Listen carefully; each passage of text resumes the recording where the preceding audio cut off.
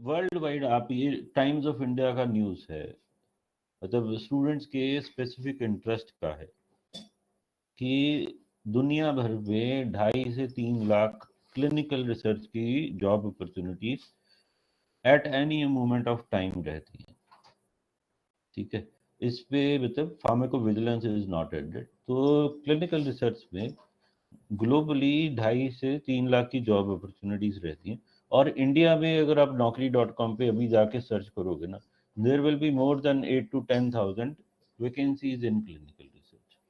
तो इसका मतलब क्या हुआ? इसका मतलब मतलब ये हुआ कि मार्केट में रिसर्च की अपॉर्चुनिटीज, क्लिनिकल रिसर्च अपॉर्चुनिटीज बहुत ज़्यादा हैं और उसके equivalent skilled man power available नहीं है ना।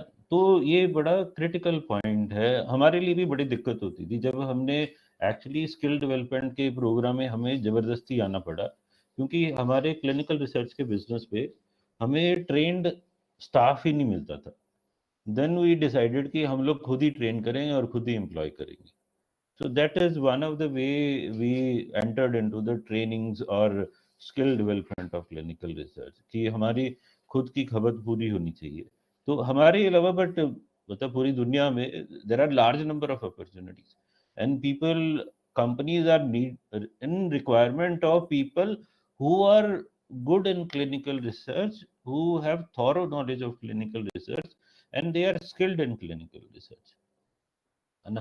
तो यू ऑल मतलब अभी तक तो आप सबको ये पता लग गया होगा कि जो अपॉर्चुनिटीज है वो बहुत ज़्यादा है ना।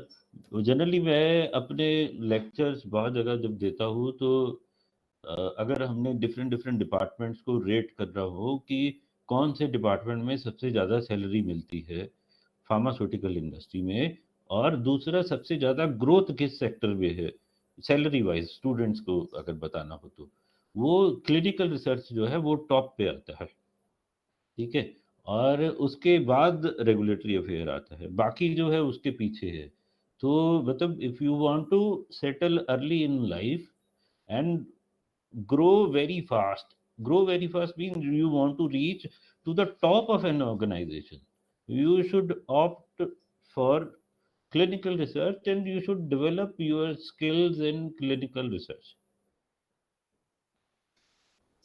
अच्छा, मैं एक और बड़ी, हमें जैसे मैंने बताया कि हमें बड़ी दिक्कत होती थी कि हम लोग जब बच्चों को एम्प्लॉय करते हैं, आज भी बड़ी दिक्कत होती है कि जैसे मैंने शुरू में आपसे पूछा कि स्टूडेंट्स को क्लिनिकल रिसर्च की नॉलेज है, तो आपने कहा कि मैम ने, डॉक्टर अरोड़ा ने कहा कि students are expose to clinical research, है ना। हम लोगों ने जो देखा है कि जो एजुकेशन और जो practical requirement in the industry है उसमें फ़र्क रहता है। और स्टूडेंट्स को ये अंडरस्टैंड करना चाहिए कि एक तो एजुकेशन है ना। एजुकेशन का मतलब है कि आपको उस पर्टिकुलर सब्जेक्ट का थॉरो नॉलेज होना, है ना। दूसरा है skill.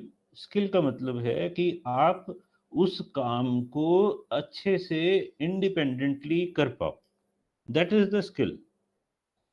One is knowledge, knowledge is that you, education is one, you have a knowledge कि क्लिनिकल रिसर्च क्या है ना। बट स्किल क्या है? जब आप एक्चुअली किसी ड्रग के क्लिनिकल ट्रायल को परफॉर्म कर दो और वो गवर्नमेंट के आईसीएच जीसीपी या न्यू क्लिनिकल ट्रायल रूल्स के अकॉर्डिंग और स्टैंडर्ड ऑपरेटिंग प्रोसीजर के हिसाब से कर दो, है ना। मैं एजुकेशन और मतलब नॉलेज और स्किल को मैं आपको बड़े आसानी से डिफरेंशिएट करके बताता हूँ कि हम लोग, जैसे सबको पता है कि cricket is one of the most popular game in India, है ना।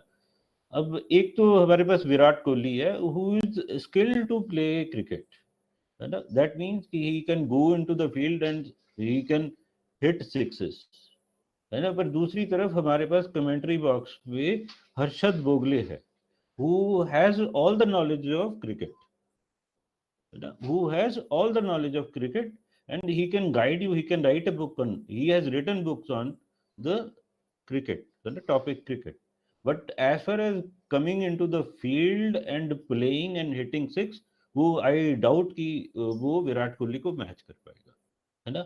सिमिलरली आपको क्लिनिकल रिसर्च पे अगर सिक्सर्स लगाने हैं, तो you need to develop skills of clinical research. You need to add value to your knowledge. That is very important, and all students must, they should be able to differentiate between education and skill. Skill is doing something with mastery, है ना, doing something with excellence, that is called skill. और आप लोगों को जितने भी students हैं actually, उनको इस बात की हैबिट होनी चाहिए कि वो कुछ भी काम करें, वो एक्सीलेंस होना चाहिए, उसमें एक्सीलेंस होनी चाहिए, उससे नीचे कुछ नहीं होना चाहिए। तभी आपकी मार्केट में बुकत है, only then you will grow. दो चीजें होती है, या तो आप लाइफ में इमीडिएटली सीख लेते हो, मतलब आज के लेक्चर के बाद सीख लोगे, है ना, या फिर आप 5-7 साल धक्के खाओगे, चोट लगेगी, है ना, हाथ जलाओगे, उसके बाद सीखोगे। It is everyone's choice कि वो कैसे लर्न करना चाहता है।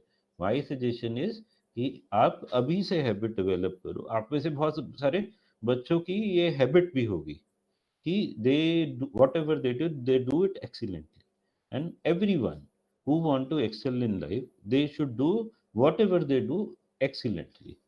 That is the actually rule of thumb and crux of life.